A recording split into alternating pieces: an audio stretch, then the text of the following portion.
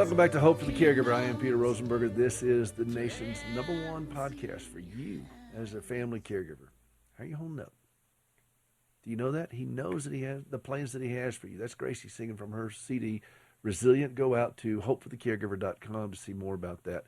And Gracie's fussing at me because I haven't loaded it onto all the .coms to be able to download it. It's not like I got nothing else to do.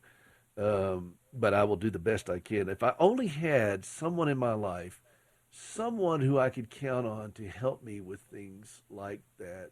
Oh, that would be you, John. Oh. It's not like I don't have anything else going on. I got. Yes, I like it. But there was. Oh, by the way, speaking of. Oh, never mind. I forgot about something, John. So you'll have to forgive me. So Sure. we'll talk about that afterwards. But Right on. I got I'm a member of a lot of Facebook groups for caregivers, and I just like to see the pulse of what's take the pulse of what's going on out there. Right. And then people, Well, I mean, if you're going to do this, you probably should be involved in the community in some sort of non-zero capacity. Well, yes, but I also get a lot of messaging from my show after the show comes on Saturday, and we air on over 200 stations. I usually get messaging coming in from different folks who are struggling with various things. But I got something here, John. I thought you were going to go in the other direction. I thought you were going to go hate mail. No. I've yet to get hate mail. Oh, and that's good. I'm glad to hear that. I'm very The internet's moved by that because, I got one guy that says I should have. Never mind. I'm not going to give him credit. I'm not going to give credit to it because he didn't really earn the credit to be able to do it. But this particular lady sent me a poem that she had written. And for whatever reason, it just stuck out at me. And she obviously writes several. But something about this really, I don't know, it just kind of it just clicked with me. And so I thought I would read it to you today and then let you respond to it, however is whatever. I love poetry, and I write a lot myself, actually. So, yeah. But it's called I Need To. Okay?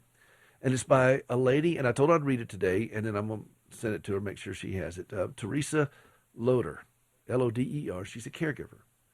And it's called I Need To. All right? And I'm going to read this to you. I need to wash my hair and take a shower. But here I sit, enjoying this quiet hour. I need to put up meds and tidy up the room. But I cherish this time to just be me. There will be plenty to do very soon.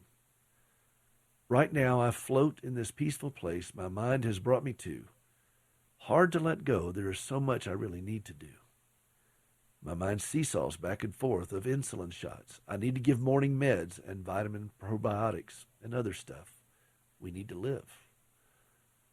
Soon my hubby will be up and need to start his day with me assisting him in each and every way, making sure he doesn't fall while walking to his chair, setting all the pillows before he sits down there, making oatmeal and a nice hot cup of coffee, maybe a bottle of water in case he starts coughing.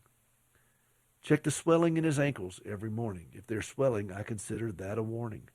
As much as I'd love to stay and chat, now I must go. Get the important things done before my energy gets low. But I love to float in this peaceful place my mind brings me to. I saw back and forth. So much yet to do. Theresa Loder. And I thought, wow, she really captured it, didn't she? Well, absolutely, and there is a wonderful message there.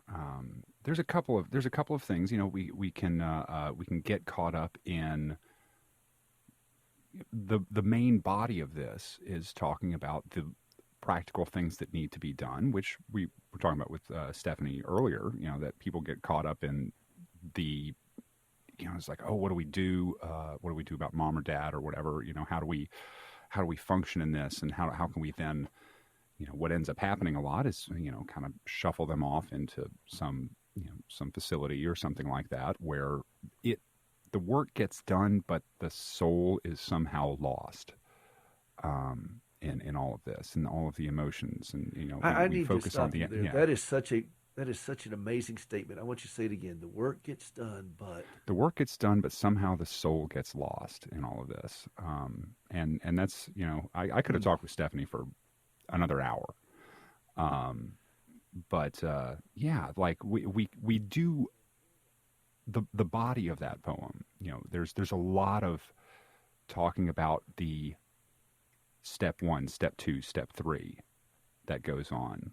But initially, we're kind of clued in to what the not what mostly what is being said in the text, but what is important here, and that is the ability to really appreciate a little bit of stillness, and we talk about that an awful lot. That you have to make time for that.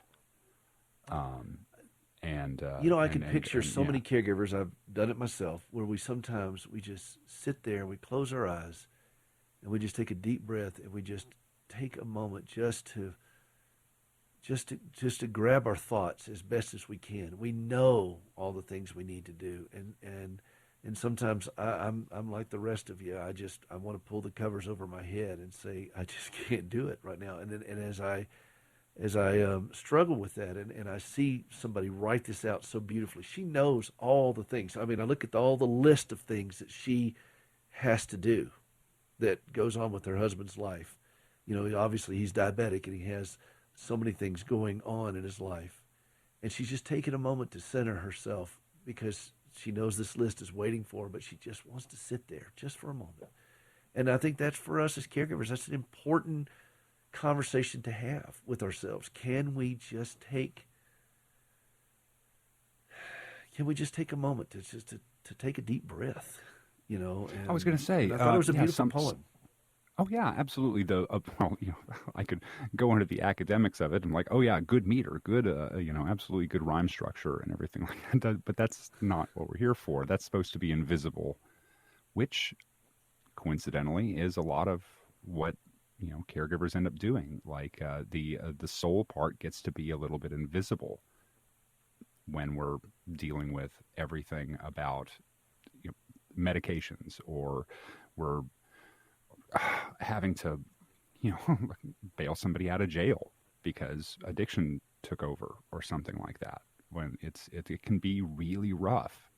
And the next step, we talk a lot about, hey, we sometimes you don't have to worry about the next 14 steps. You just have to do the next right thing, and that is absolutely true. Sometimes you just have to do the next right thing. But again, sometimes the next right thing is just enjoying that one little moment of a nice deep breath where nobody's saying anything. No, there's nothing here, and after these 12 seconds, we can move on to what the next right thing is. Well, But we when I don't have to read think this, about that, you know. the first time I read this, it made me think of "Stopping by Woods on a Snowy Evening" by Robert Frost, and whose Mm, woods these are, I think I know. His house is in the village, so and he talks about just the poignancy of just wanting to stay there for just a moment and just reflect. But he said, "But I got to go. I got miles to go before I sleep." And that's what this made me think of. And when she said making oatmeal in a nice hot cup of coffee, making maybe a bottle of water in case he starts coughing, checking the swelling in his ankles every morning. If they are swelling, I consider that a warning. As much as I'd love to stay and chat, now I must go. She knows what's waiting ahead. I have miles to go before I sleep. But she wanted to take a moment. Just you've read that poem by Frost, haven't you? oh, absolutely. Stop. Well, I don't know it. I don't know it by heart because I know a lot of poems by heart, but not that one. But Well, it's that same that's kind of moment. He just wanted to bask in the moment, and right. she does, and then she sees all the litany of things she must do, and it's so detailed. Checking the ankles. He may start coughing, so I got to have some bottle. It's all Yeah, very detailed. It's beautiful very imagery. specific, Yeah, yeah. and so I thought, and I want to encourage every caregiver that this is in us all. It may not be in poetry, it may be in something else, but it's in us all, and it needs to come out. Please let it come out.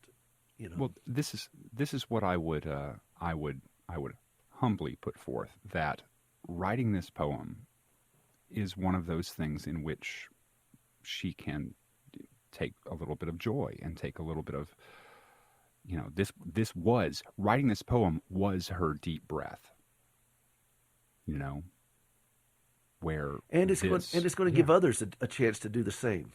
Right. It doesn't. She didn't write this in a vacuum. Now, because we put it out here, and it's being put out to this audience. Well, it's hard to take a deep breath in a vacuum, Peter. All right, Well, yes, yes, I know that. But it's it just reminded me of a Far Side comic when it shows this lady pushing a vacuum down a path in the forest, and all the trees were getting ready to attack her because nature abhors a vacuum. Oh, and for some reason that just came in. But no, I think it puts as we put this poem out there now, and these thoughts from a caregiver, and it's all of a sudden now her thoughts will be with whoever listens to this, and you never know. Once you put it out there, it's out there. And you never know who's going to be affected by this. And I feel like caregivers need to be, deserve to be affirmed in whatever creative way they choose to express their challenges, heartache, hearts, whatever. Just please do it.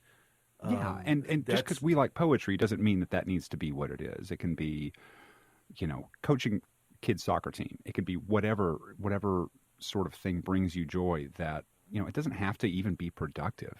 It can just be something, or doesn't have to benefit anybody but you at that point. And we talk about guilt a lot. We're like, oh yeah, I got to write this poem for other people, but you got to write it for yourself. That's how it helps other people. If you don't write things for other people, like I know that Stephanie earlier wrote her stuff with a lot of other people in mind, but I'm sure it was for her mostly. She wanted to write a book, and whether or not anybody read it is, it matters, but she was going to write it if nobody else was going to read it anyway.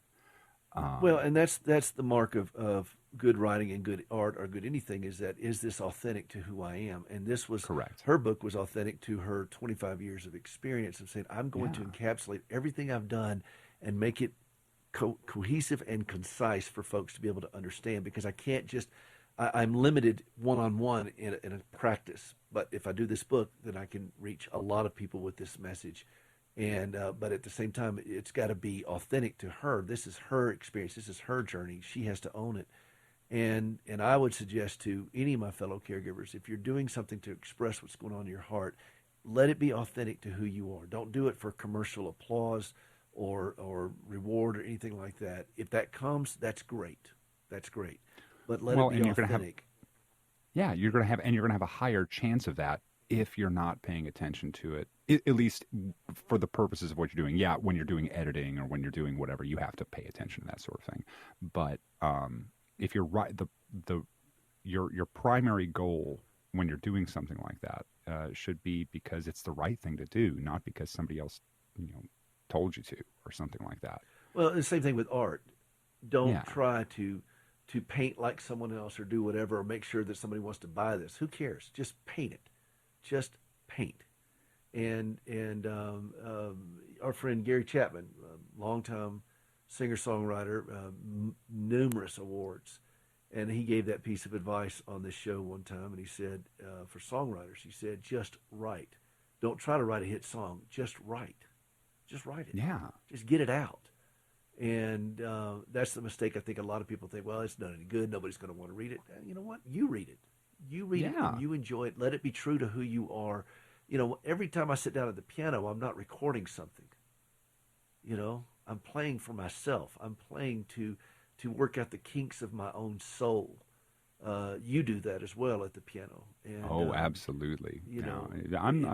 I have to I'm work. not making an album every time I sit down. And Gracie, when she sings, she's not cutting a record every time she sings. She sings because that's how she communicates the depths of her soul. And sometimes the most important person she's talking to when she's communicating is herself. Exactly. And this is a big part of a caregiver's journey. This is a part that it gets lost.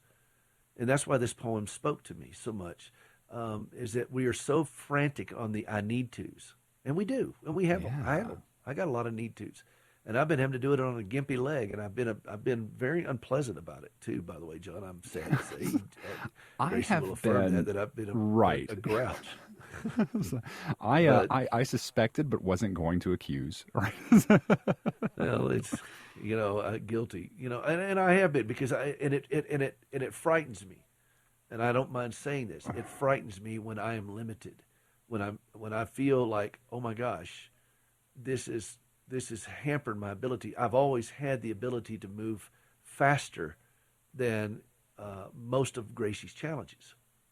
Right. And all of a sudden I can't do that anymore. And that's not necessarily something I should do, by the way. It's just something I did out of a sense of my own freneticness. And it's one of those things that I've had to learn to accept certain limits and certain realities that I don't, I can't keep up.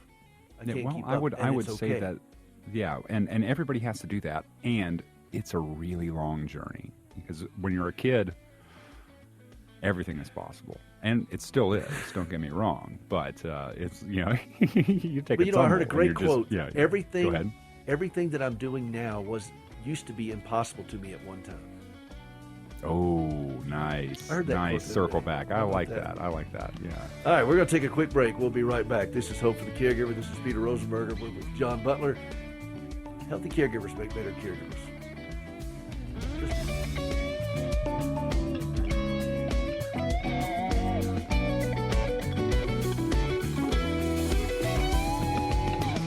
Hey, this is John Butler, producer of Hope for the Caregiver, and I have learned something that you probably all know, that Gracie, his wife, lost her legs many, many years ago and started a prosthetic limb outreach ministry called Standing with Hope.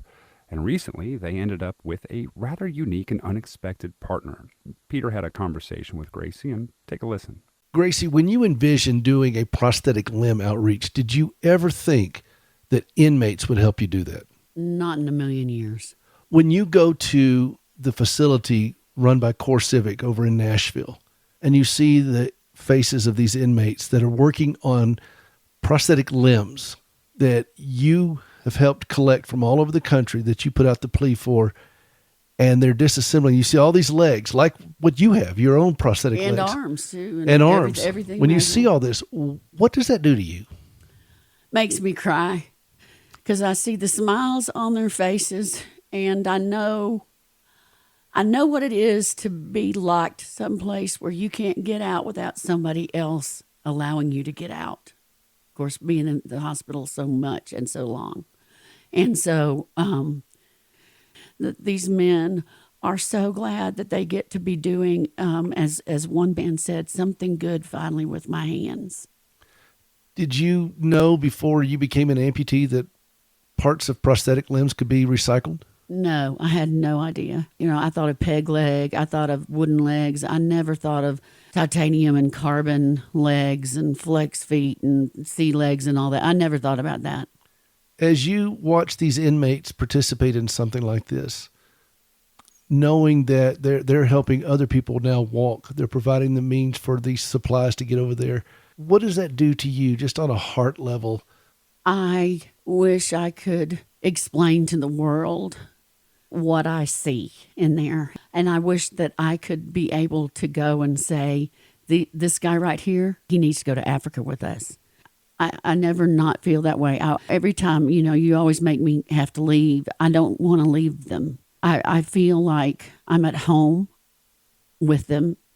And I feel like that we have a common bond that I would have never expected, that only God could put together. Now that you've had an experience with it, what do you think of the faith-based programs that Core Civic offers? I think they're just absolutely awesome. And I think every prison out there should have faith-based programs like this, because the return rate of the men that are involved in this particular faith-based program and the other ones like it, but I know about this one, is just an amazingly low rate compared to those who don't have them. And I think that says so much. That doesn't have anything to do with me. It just has something to do with God using somebody broken to help other broken people. If people want to donate a used prosthetic limbs, whether from a loved one who passed away or, somebody who outgrew them, you've donated some of your own for them to do. How do they do that? Where do they find it? Please go to standingwithhope.com/recycle. standingwithhope.com/recycle. Thanks, Gracie.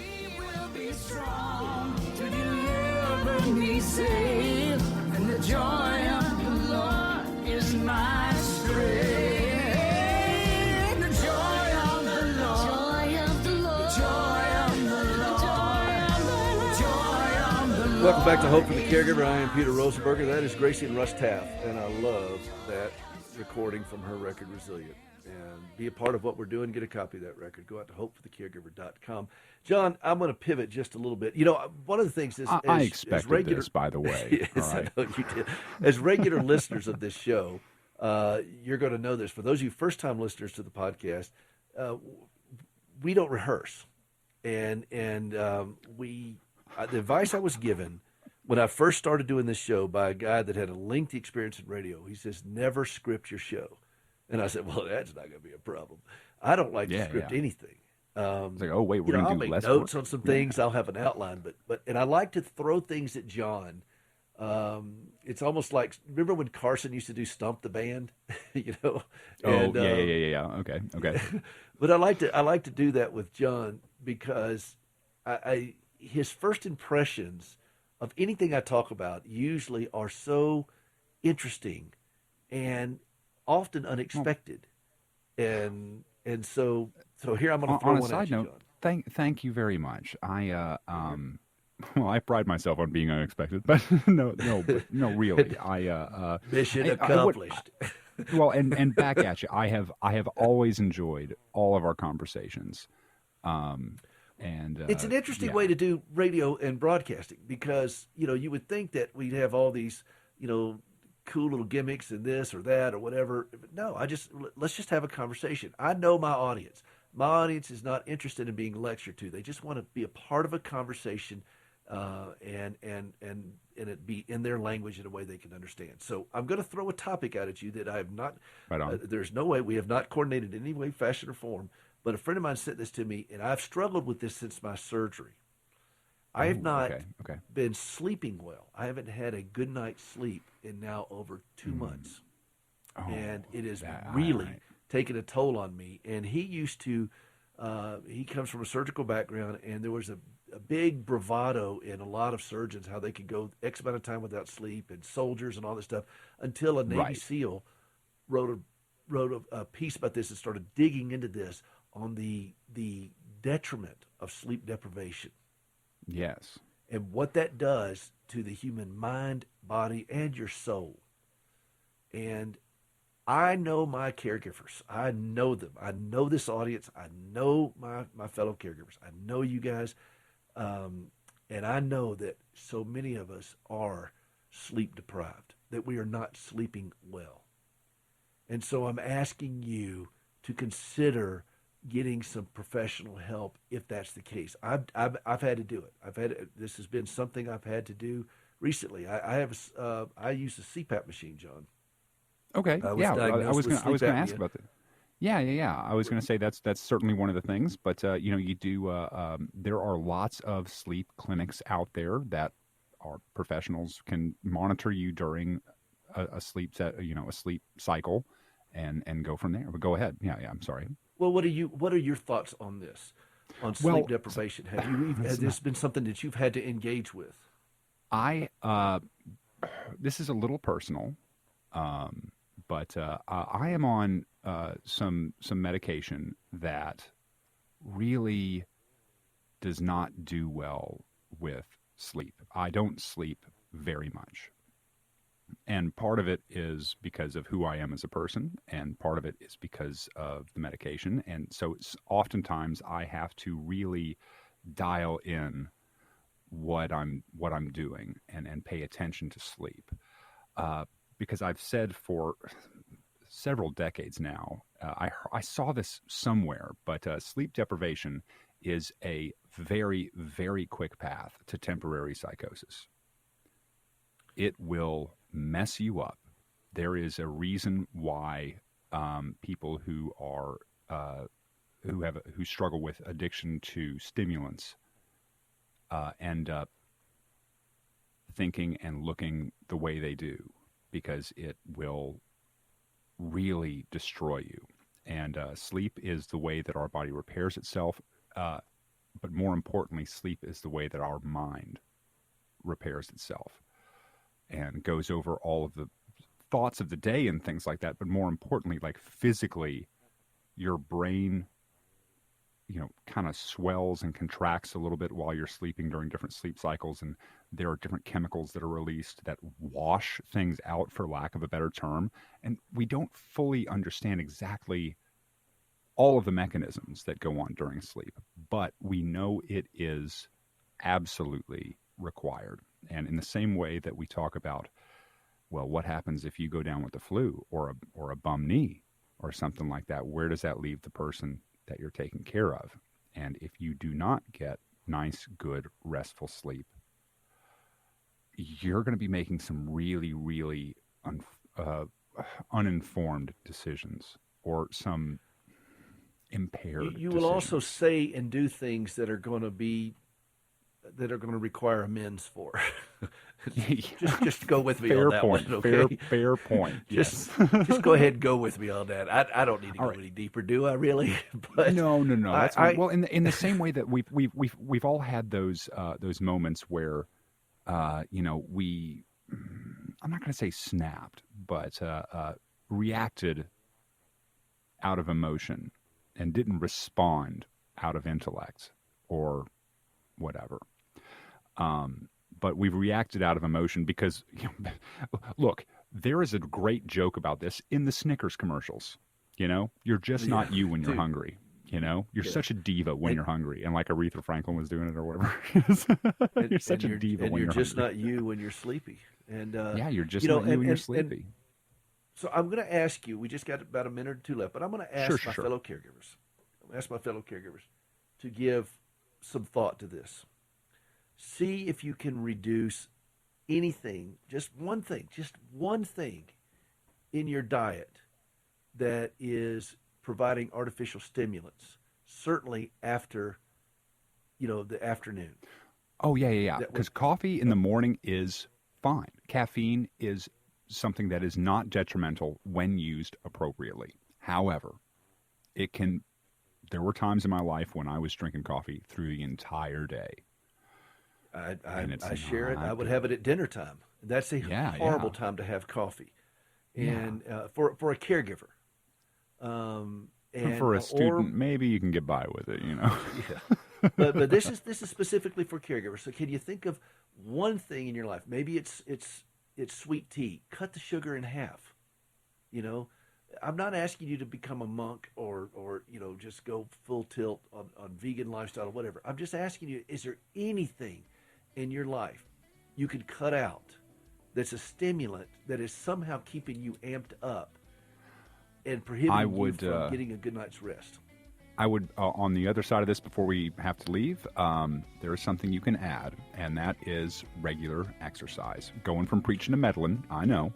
Exercise but regular is exercise good. Walking, moving around, physically moving around, all those things. But if you could just think of one thing, we'll add something down the road, but just one thing that you can do that will improve the sleep and rest quality of your life by adding or taking away. That would be a great step for you as a caregiver. Healthy caregivers make better caregivers, and part of being a healthy caregiver is getting a good night's rest. I've enjoyed the show today. I hope you have as well. John, thank you. Ed, thank you. And we'll see you all next week. HopeForTheCaregiver.com.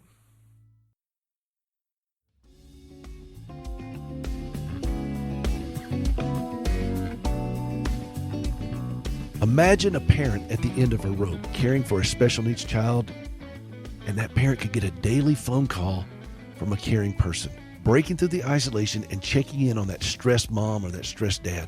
What kind of difference do you think that would make? Imagine going to the grocery store in peace while knowing a sentry was on duty for your loved one at home.